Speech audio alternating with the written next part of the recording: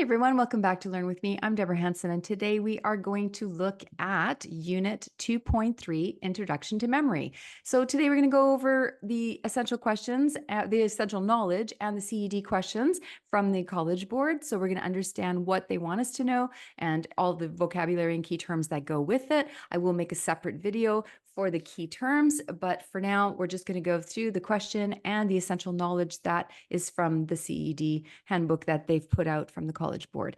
If you like my videos, please like and subscribe. Really helps me a lot. Like I said, I'm trying to get to 10,000. I know it's a really high goal, but hey, whatever, right? We got to have goals in life.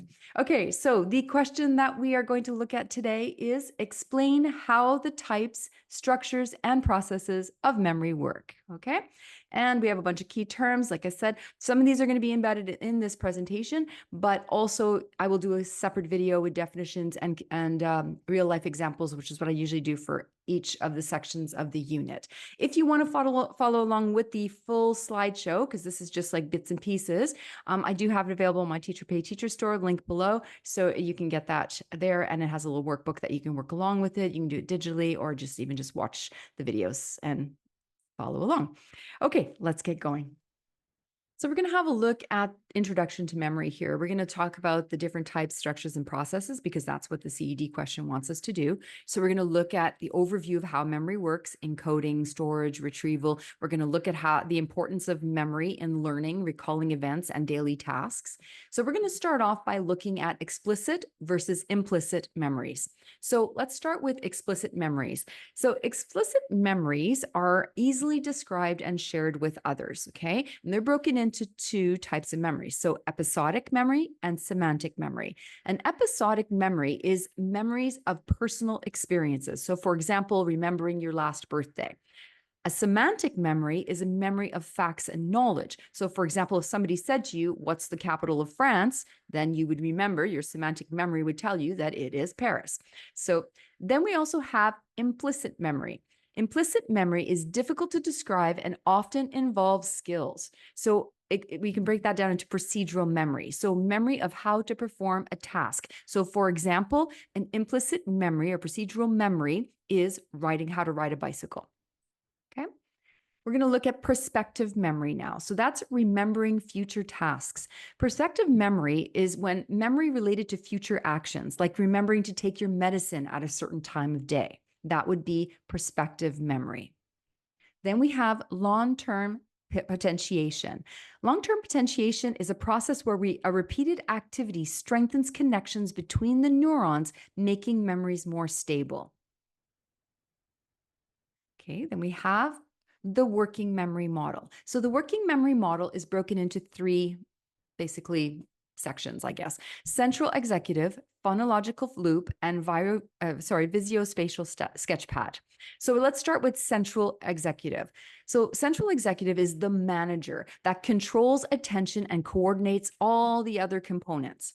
The phonological loop processes the verbal and auditory information. So for example, repeating a phone number, okay? So you're processing, you're saying it and you're hearing it and you're repeating that phone number. Visuospatial sketchpad processes visual and spatial information. So for example, if you're picturing a route on a map, that would be visuospatial sketchpad. Look at the multi-store model, sensory, short-term, and long-term memory. So we're going to start with sensory memory, which is basically briefly holds sensory information. So for example, the image of a flash of lightning, you don't need to keep that in your long-term. That is just like a sense of just like briefly holds that information. We have iconic memory and we have echoic memory. Iconic memories are visual memories and echoic memories are auditory memories. So you hear them, the things you hear, the memories you've heard and the memories that you see. Okay. Then we have short-term memory and long-term memory. So short-term memory holds information for a short time. So basically remembering a phone number long enough to dial it. So you hear something, you want to call a store, you remember the number, you dial it, and then you forget it, okay? The long-term memory stores information indefinitely. So this would be like your childhood memories. Those would be in your long-term memory. Okay, let's have a look at the next slide. So we have levels of processing, shallow to deep, okay? So there's structural processing, phonemic processing, and semantic processing. So let's look at structural processing. This is the shallowest level. and it focuses in on appearance. So basically recognizing a word's shape, something like that. Phonemic processing is the intermediate level of processing, and it's focusing on sounds. So remembering how a word sounds. And semantic processing would be the deepest level, and that's focusing on the meaning. So understanding the meaning of the word. Okay, so now we're going to talk about how memory works. So it usually works by encoding, storage, and retrieval. So by encoding, we are converting the information into a form that can now be stored. Then we store it. That's keeping the information in memory over time. And then the retrieval, obviously, is accessing that stored information when we need it so that we can actually remember it. So you have to remember those. So encoding, storage, and retrieval.